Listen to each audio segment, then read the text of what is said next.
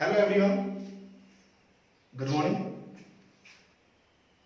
आज मैं आपको पढ़ाऊंगा सेंटेंस के बारे में। हिंदी में बोलते हैं वाक्य। आइए जानते हैं कि सेंटेंस का निर्माण कैसे होता है। आप सभी को पता होगा सेंटेंस की जो सबसे स्मॉल यूनिट है वह है अक्षर, लेटर। किनसे मिलकर के सेंटेंस बनता है, सेंटेंस के पहले और क्या बनता है, किन किन चीजों से मिलकर के सेंटेंस बनता है, आइए जानते हैं। अक्षर आप लोग सुने होंगे जब इन सेपरेट फॉर्म में होते हैं, जैसे A, B, C, D, A to Z. These are the letters. जब हम लेटर और लेटर को ऐड करते हैं, कंबाइन करते हैं, तो वर्ड की उत्पत्ति होती है या वर्ड का निर्माण होता है, शब्द का। जैसे 3 अक्षर हम यहां पर लेंगे, R, A, M. I took 3 letters R, A, M in separate form. If we will combine it,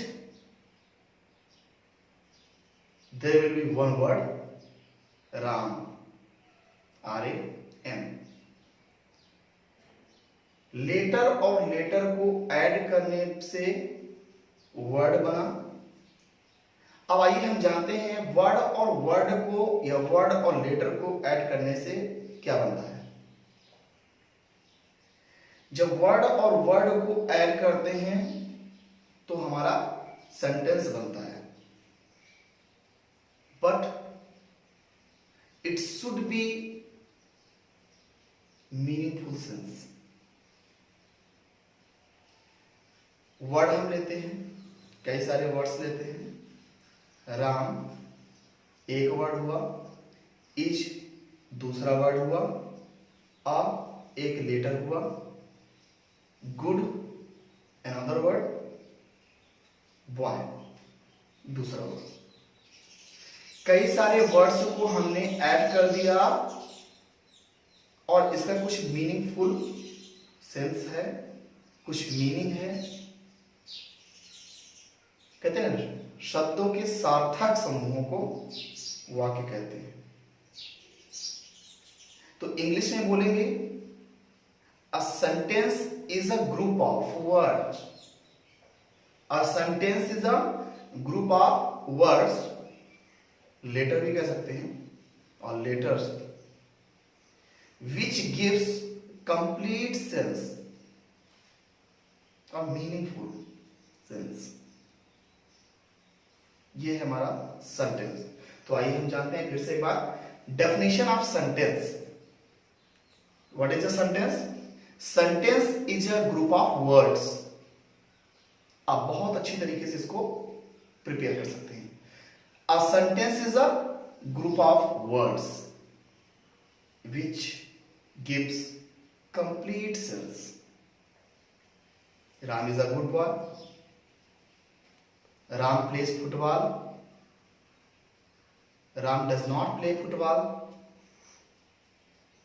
ये हमारे सेंटेंस हैं जिनका कुछ सार्थक मतलब है, कुछ अर्थ निकल रहा है। यह था definition of sentence. I think आपको समझ में आ गया होगा। अब हम चलते हैं काइंड्स ऑफ सेंटेंसेस। आप यहां देख रहे हैं ये बोर्ड में एवरीथिंग इज रिटन हियर। ये हमारा है सेंटेंस की definition. A sentence is a group of words that makes complete sense. इसके बाद काइंड्स ऑफ सेंटेंस है। काइंड्स ऑफ सेंटेंस को हम डिफरेंट तरीके से देखते हैं। काइंड्स ऑफ सेंटेंस को आज हम आपको बताएंगे पर्पज के according. Kinds of sentence according to purpose. There are 5 sentences according to purpose.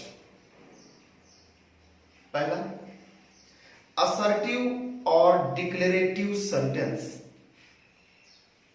ध्यान रखिएगा, मैं आपको पर्पज के अकॉर्डिंग बता रहा हूं, फिर सिंटैक्स के अकॉर्डिंग होते हैं, फॉर्म के अकॉर्डिंग होते हैं, लेकिन आज हम जो बात करेंगे kinds of sentence according to purpose. There are 5 sentences according to purpose. First is assertive or declarative sentence. Second is interrogative sentence. Third is imperative sentence. Fourth is optative sentence. And fifth is exclamatory sentence. कुछ लोग सोच रहे होंगे negative कहां गया। अब मैं आपको बताता हूं, एक एक करके डिस्क्राइब करता हूं। सबसे पहला हमारा जो काइंड है अकॉर्डिंग टू पर्पज सेंटेंस का, वह है असर्टिव और डिक्लेरेटिव सेंटेंस। आप ध्यान रखिए, इन्हीं सेंटेंस के अंतर्गत 2 तरह के सेंटेंस आते हैं। पहला अफर्मेटिव सेंटेंस,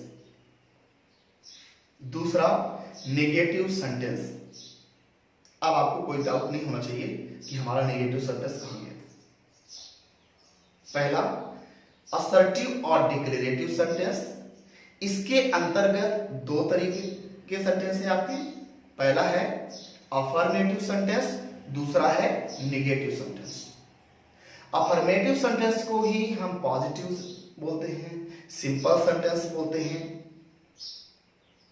दोनों ही स्टेटमेंट देते हैं, दोनों में ही स्टेटमेंट होता है।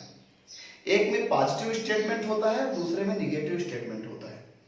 तो जो पॉजिटिव स्टेटमेंट होता है उसको हम पॉजिटिव, सिंपल या अफर्मेटिव सेंटेंस कहते हैं। जो नेगेटिव सेंस देता है उसको हम नेगेटिव सेंटेंस कहते हैं।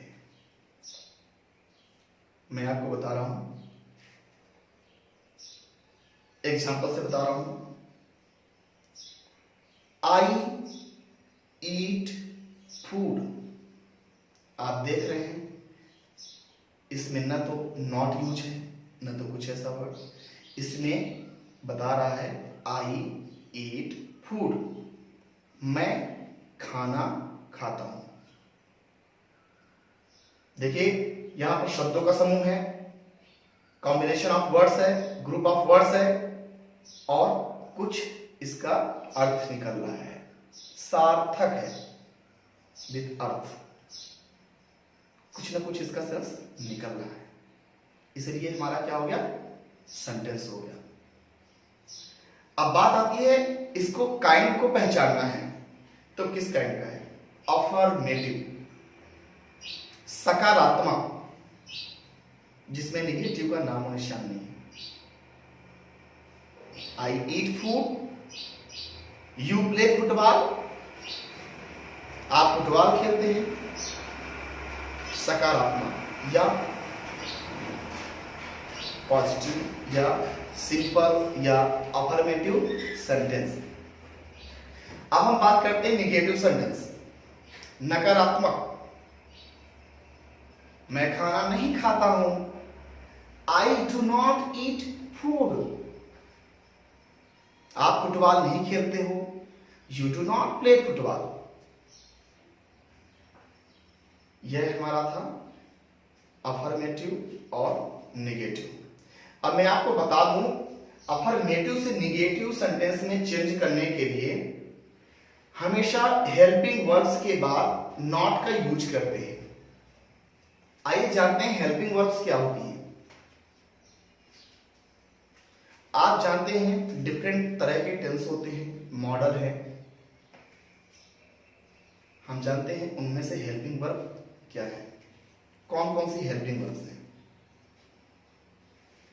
Do, does, is, am, are, has, have, has been, have been, did, was, were, had been, will, shall, will be, will have been, shall have been.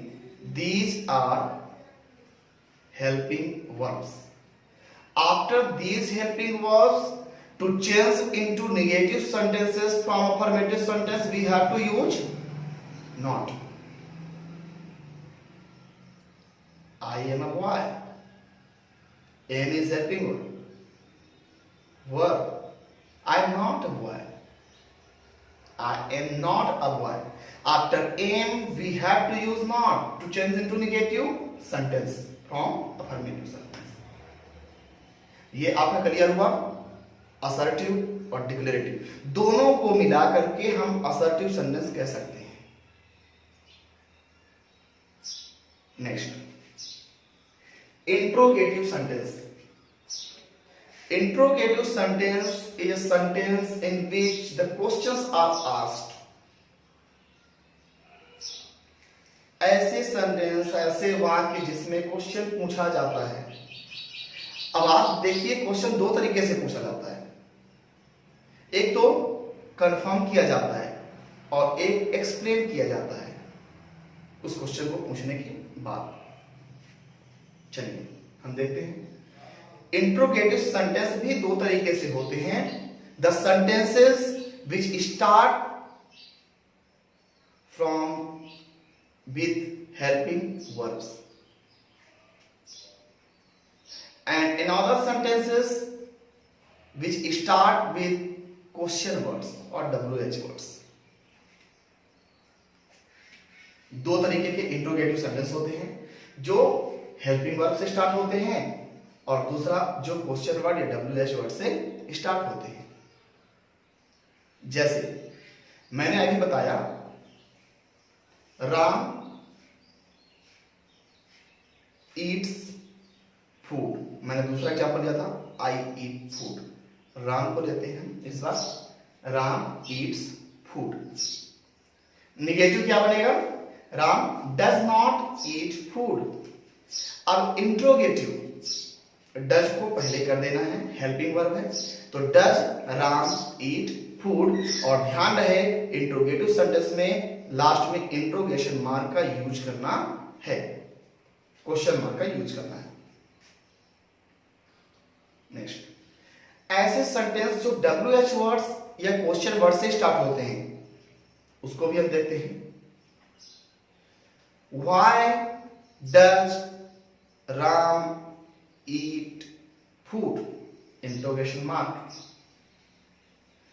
Ram खाना क्यों खाता है? In Hindi, if the question words will come between the sentences, in the middle of the sentence, we have to use their meanings before helping verb or subject. ये हमारा था interrogative sentence. मैंने बताया एक कंफर्म करने के लिए पूछते हैं, जो हेल्पिंग वर्ब से स्टार्ट होते हैं उसमें हमें यस और नो में आंसर देना होता है, लेकिन जो क्वेश्चन वर्ड से स्टार्ट होते हैं उनमें हमें एक्सप्लेन करना पड़ता है. Example, are you Ram? क्या आप राम हो? आप बोलोगे हाँ यदि आप हो. यदि नहीं हो तो आप बोलोगे नो, नहीं. जब भी हेल्पिंग वर्ब से कोई भी सेंटेंस स्टार्ट होगा उसका आंसर यस या नो में देना है. अब बात आती है क्वेश्चन वर्ड्स. यहां पर आपको एक्सप्लेन करना होता है. What is your name? Sir my name is Ram. What is your name? Sir my name is Sita.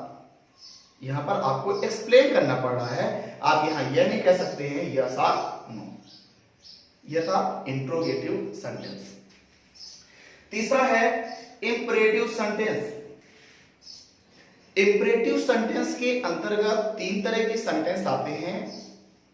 पहला होता है ऑर्डर या कमांड, दूसरा होता है एडवाइस और सजेशन, और तीसरा होता है रिक्वेस्ट।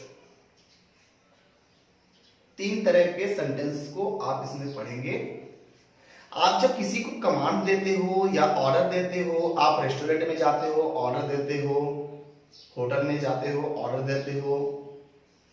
कमांड कोई भी चीज आप देखते हैं, जैसे आर्मी है, पुलिस में है, और कोई किसी चीज का कमांड हम देते हैं, कोई भी उनको सीनियर ऑफिसर कमांड देते हैं अपने जूनियर ऑफिसर को वर्क करने के लिए।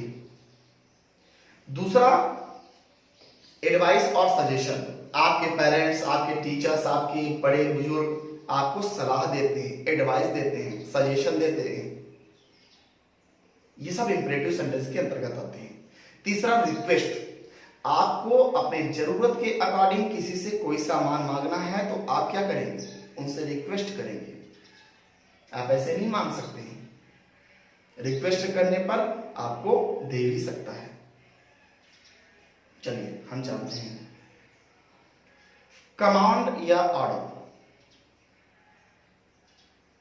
सेंटेंस देखिए, आप एग्जांपल देखिए। Go there, bring a glass of water for me, so on. Command और ऑर्डर। अब हम बात करते हैं आपके एडवाइस और सजेशन। सपोज दैट आपके टीचर बोले, बेटा आपको कड़ी मेहनत करनी चाहिए, you should do hard work.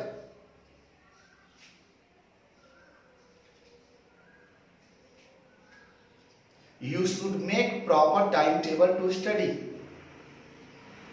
आपको अपने पढ़ने के लिए प्रॉपर टाइम टेबल बनाना चाहिए, प्रिपेयर करना चाहिए।